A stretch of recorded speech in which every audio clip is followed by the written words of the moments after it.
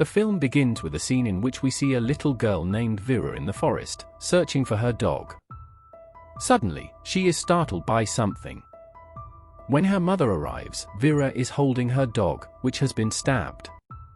She tells her mother, "Mom, it has stopped crying," indicating that the dog has died. Vera's mother calls a neurologist, who gives Vera a toy dog and tells her to play with it. Vera replies, "My dog is dead, how can I play?" Vera is in shock due to her dog's death, and she is undergoing treatment from the doctor because she has stopped communicating with everyone. However, she is gradually improving and has started talking again. Next, we see Vera and her mother, Olga, traveling in a car. They arrive at a house that Olga recently bought after her divorce, intending to live there with Vera. Vera likes the house very much.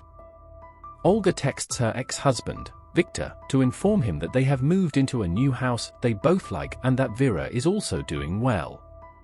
As night falls, the lights begin to flicker, but Olga pays no attention and puts Vera to bed. While walking to her room, she notices that the attic door is open, which was previously closed.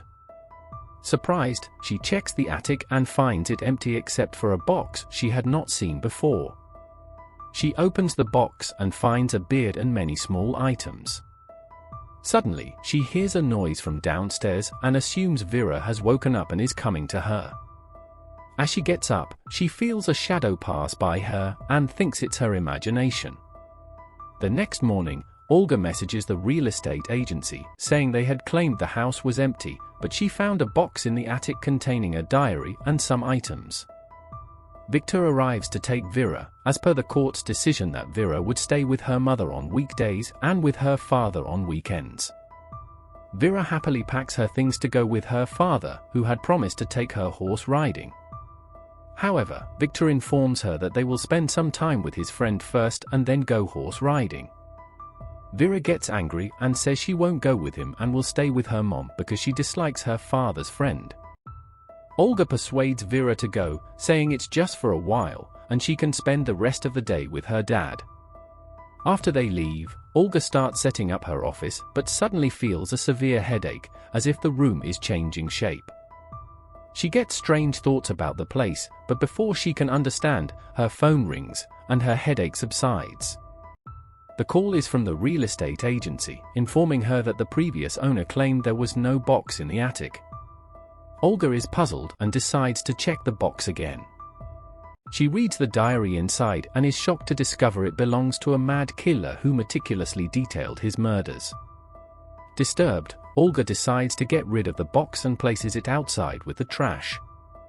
However, when she later checks the attic again, she finds the box back in its original place. Frightened, Olga decides to leave the house, but receives a call from Victor, informing her that Vera has cut her hand, and they are at the hospital. Olga rushes to the hospital, where Victor's friend explains that she was working in the kitchen, and Vera insisted on helping her with a knife. Although she took the knife from Vera, she later found Vera had taken it again and cut her hand. The doctor reassures them that there is no serious danger and that the bandage needs to be changed daily for 4 to 5 days.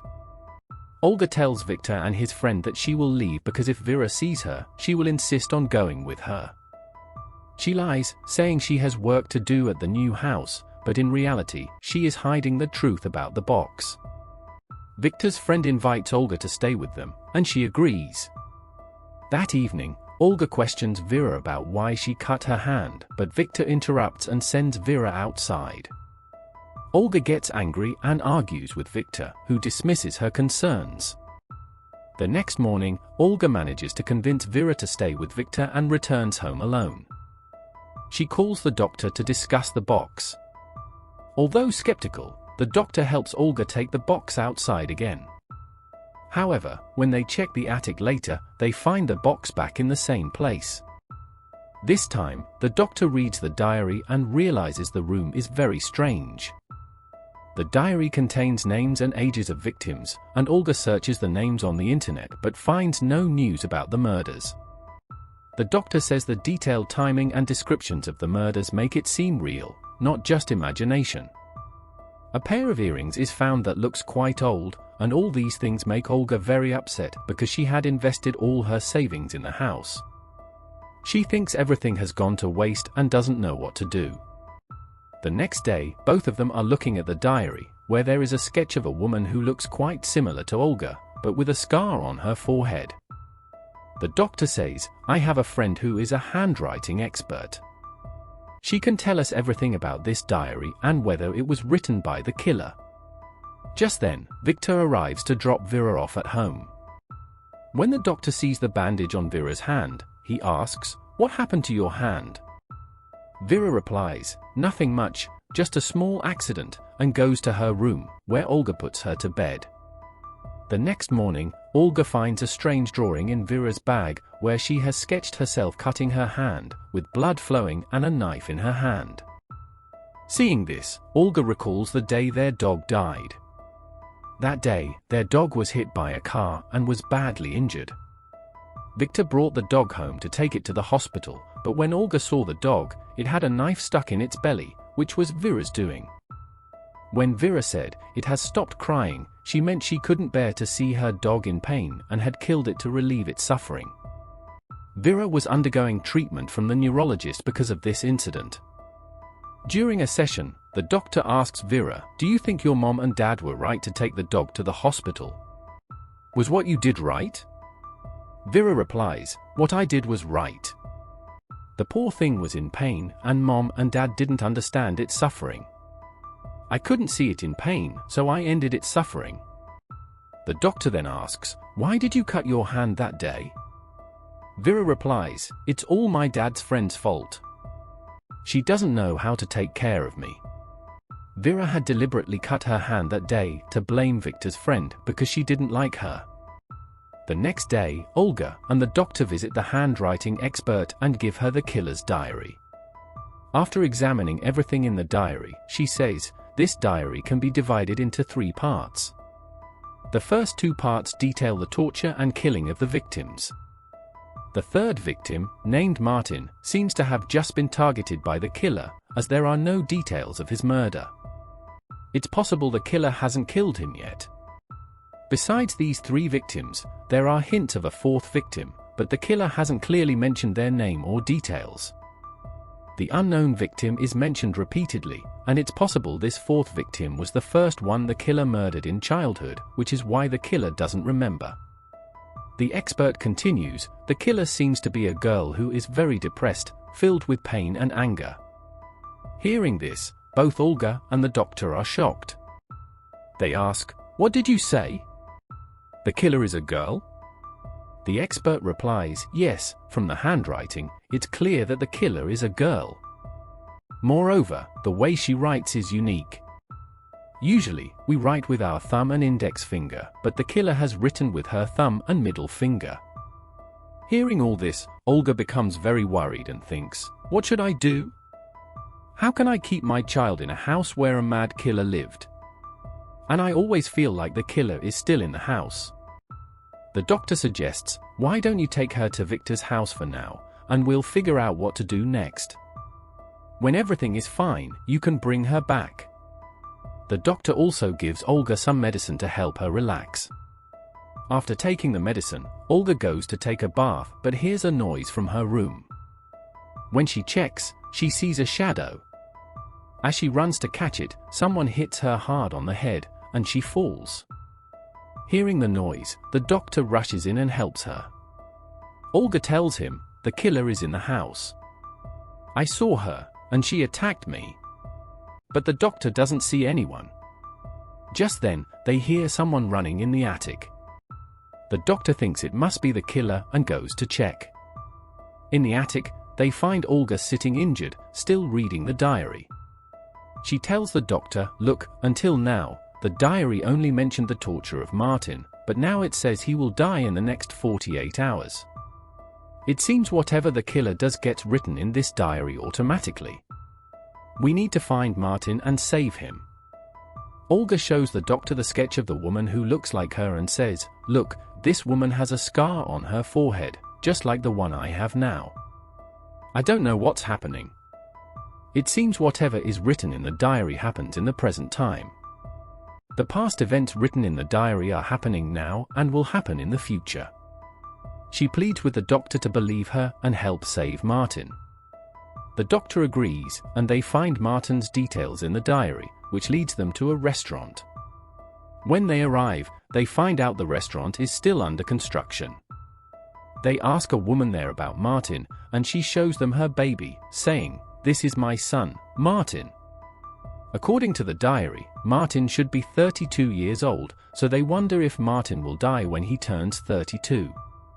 Confused, they return home. Olga is worried because 48 hours are almost up, and they need to save Martin.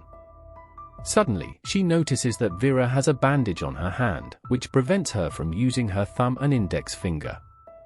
Instead, she uses her thumb and middle finger to hold a pencil and draw, just like the expert described the killer's writing style. Olga tells Vera, "You won't draw until your hand heals," which makes Vera angry. Just then, Victor arrives with a gift for Vera, which turns out to be the same box from the attic. Olga is stunned and doesn't know what to do. She takes the box and Vera to the attic and asks, "Do you know anything about the things in this box?" Vera replies, "No, Mom, not at all." Olga sends her away and checks the diary again, which now says that Martin is dead. Olga is distressed and feels helpless. When the doctor asks her, she reveals that the mad killer is none other than Vera, her daughter. Although Vera seems innocent now, she is destined to become a mad killer in the future. The diary details all the murders she will commit in the future. Olga cries and says, "What did I do wrong in raising my daughter that she will become a killer? But I won't let her become one. Please help me." The doctor reassures her, saying, "She's still a child, and we're treating her. Don't worry, she'll be fine." The diary also mentions that she committed her first murder due to some wrong vibrations. If we can find out what caused those vibrations, we can stop her from committing her first murder and prevent her from becoming a killer. Olga agrees, but points out that if her first victim was the dog, then Vera has already killed it. They visit the handwriting expert again, who explains that the diary details the murders Vera will commit when she grows up. The dog incident was something she did as a child, thinking she was doing the right thing by ending its suffering. The expert says, "We can't consider the dog's death as a murder. The real murders will happen when she grows up, and her first victim will be the fourth one mentioned in the diary. It's possible that this first victim did something to her as a child, which made her angry, and she took revenge when she grew up." The next morning, Olga sits helplessly at Vera's birthday party. When they arrived, they found out that the restaurant was still under construction. They asked a woman there if they could meet Martin. The woman, holding a baby, said, "This is my son, Martin." According to the diary, Martin should be 32 years old, so they wondered if Martin would die when he turned 32. This thought puzzled them, and they returned home. Olga expressed her concern that 48 hours were almost up and they needed to save Martin. Just then, Olga noticed that Vera had a bandage on her hand, which prevented her from using her thumb and index finger. Instead, she was using her thumb and middle finger to hold a pencil and draw, just as the expert had described about the killer. Olga told Vera, "You won't draw until your hand heals," which made Vera angry. At that moment, Victor arrived with a gift for Vera, which turned out to be the same box from the attic. Olga was stunned and didn't know what was happening. She took the box and Vera to the attic and asked, "Do you know anything about the things in this box?" Vera replied, "No, Mom, not at all." Olga sent her away and checked the diary again, which now said that Martin was dead. Olga was distressed and felt helpless. When the doctor asked her, she revealed that the mad killer was none other than Vera, her daughter.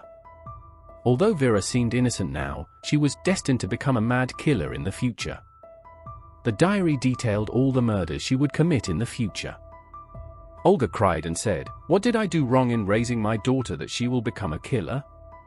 But I won't let her become one. Please help me."